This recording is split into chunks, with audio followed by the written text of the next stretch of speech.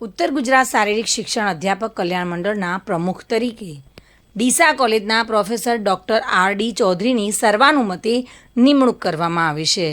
આજે ઉત્તર Gujarat college university શારીરિક શિક્ષણ અધ્યાપક કલ્યાણ મંડળની સાધારણ સભા ગણપતિ મંદિરના સત્સંગ હોલ એઠોર ખાતે મળી હતી, જેમાં જૂની કારોબારીનો સમય પૂર્ણ થતાં 2 વર્ષ માટે નીચે મુજબની નવી કારોબારીની સર્વાનુમતે રચના કરવામાં આવી છે. પ્રમુખ તરીકે ડૉક્ટર આર.ડી. ચૌધરીની નિમણૂક કરવામાં આવી છે અને ડૉક્ટર જી.એ. દેસાઈની ઉપપ્રમુખ તરીકે વરણી કરવામાં આવી છે.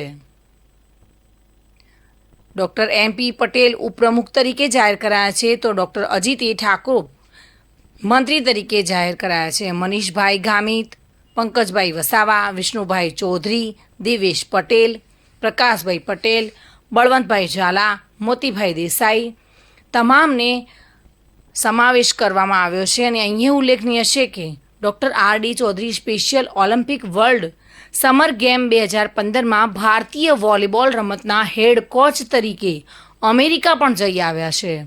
ઉત્તર ગુજરાત યુનિવર્સિટીમાં senate member, board of sports member, board of study members તેઓ રહી ચૂક્યા છે અને તેઓએ ઉત્તર ગુજરાત યુનિવર્સિટીમાં પીએચડી ગાઈડ તરીકે અને અખિલ ભારતીય મહાશૈક્ષિક સંઘ બનાસકાંઠા જિલ્લાના અધ્યક્ષ તરીકે સેવાઓ આપી છે. તેઓએ અધ્યાપક કલ્યાણ મંડળના પ્રમુખ તરીકેની સર્વાનુમતે વરણી થવા બદલ ઉત્તર ગુજરાત અને બનાસકાંઠા જિલ્લામાં શૈક્ષણિક ક્ષેત્રે આનંદની લાગણી જોવા મળી રહી છે. ચિરાગ કરેણ સાથે bureau report, today Gujarati news.